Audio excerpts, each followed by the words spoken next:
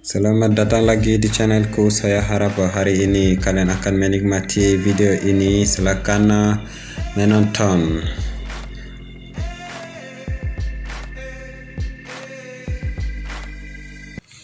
Ibuku akan datang di acara olahragaku.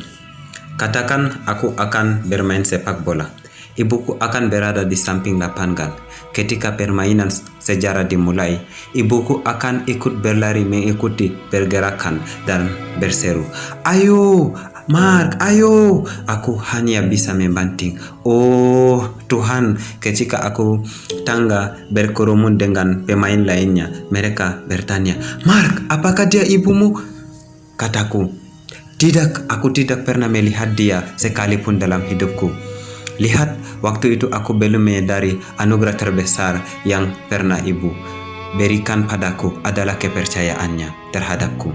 Aku pernah overdose narkoba 3 kali berturut-turut di mana aku seharusnya sudah mati. Tapi aku percaya aku masih ditahan di sini untuk suatu alasan. Apa saja kamu perlihatkan temanmu, akan kuperlihatkan bagaimana masa depanmu. Bagaimana aku tahu tentang hal ini? Karena sebelumnya aku bergaul dengan pecundang. Bahkan akulah pecundang terbesar di antara mereka. Itu semua karena aku menyerah pada semua hal yang kuimpikan sejak masa kanak-kanak. Ya, penyebabnya adalah dengan siapa orang yang aku pilih untuk bersamaku. Teman-temanku menggantarku pukul 2, 3 atau 4 subuh. Kita akan mabuk dan bersenang-senang tertawa di mobil sepanjang perjalanan. Kemudian ketika berhenti di depan rumahku, mereka memberiku beringkatan, Mark, lampunya menyala."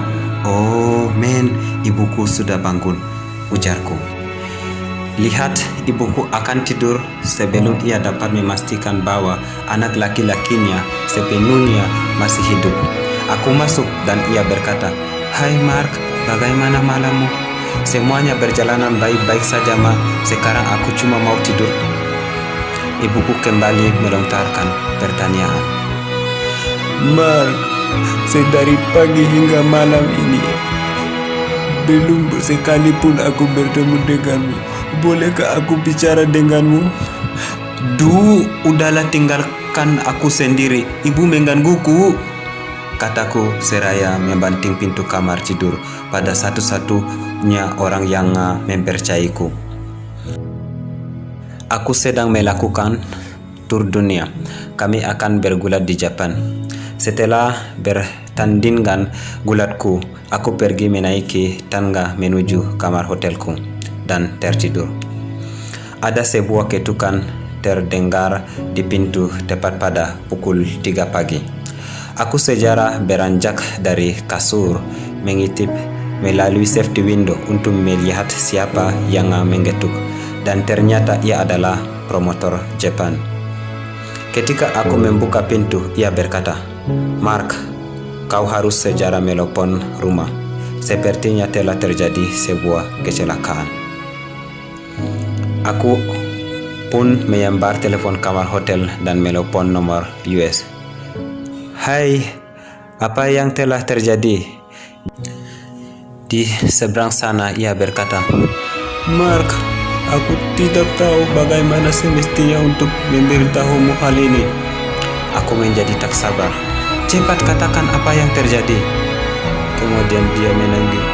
"Mark, aku tidak bisa memberitahumu." "Katakan saja," kataku. "Mark, ibumu sudah meninggal." Aku segera melempar telepon itu dan bergegas keluar dari kamar hotelku. Aku menuri elevator menuju lobi. Saat pintunya terbuka, aku kehabiskan jalan. Oh, ayolah, tak ada mobil, tak ada orang sama sekali. Ya, aku lupa, toh sekarang pukul 3 pagi. Kemudian aku menyusuri langkah di tengah jalanan Hiroshima dan diteringat untuk menenggok ke atas. "Bu, saya minta maaf." Aku pulang untuk pemakamannya. Aku begitu gugup untuk berjalanan mendekati peti tepatnya bersama ayam. Jadilah aku hanya berdiri jauh di belakang. dan tetap memandanginya dari kejauhan sembari berkata pada diri sendiri, "Bu, bangunlah Bu, tolong bangun." Akhirnya aku punya keberanian untuk berjalan mendekat. Dan ketika sudah semakin dekat, aku dapat melihatnya untuk pertama kali. Maksudku, ibu memang sangat cantik. Ia terlihat seperti malaikat dalam balutan gaun putih itu. Aku pun berdiri di depannya dan berucap, "Ibu, kaulah pahlawanku. Semua hal yang ada di diriku saat ini, apa yang kuharap dan inginkan semuanya karenamu, Bu. Kau begitu mencintaiku, memberikanku hidup. Kaulah satu-satunya orang yang mempercayaiku." Lalu bagaimana aku sudah membalasnya?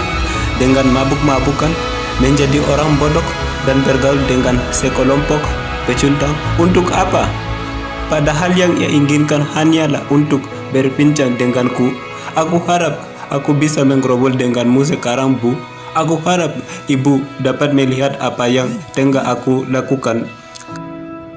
Kenapa sebelumnya aku tidak menjadi anak yang lebih baik? Kita ditentukan oleh pilihan yang kita buat.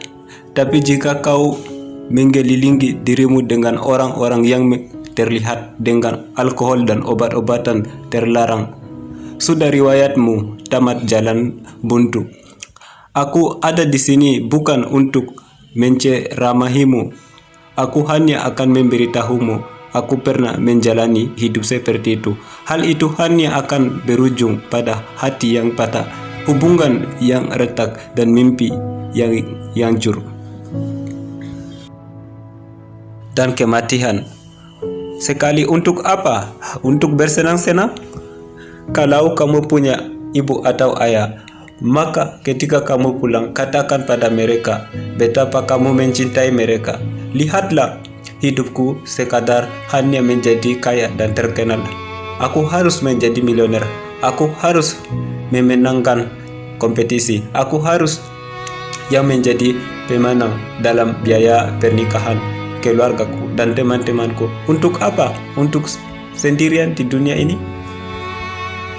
Betapa berharganya hal yang dihadiahkan oleh hidup, keluarga kita, dan betapa cepatnya hal itu dapat ditarik kembali. Kini aku tak lagi hidup dalam waktu, aku hidup dalam momen. Lihat, bukan apa yang ada di kantongmu yang berharga, tetapi apa yang ada di dalam hatimu lah yang bermakna. Cinta hanyalah kata sampai seorang datang dan memberinya arti. Kamulah arti tersebut.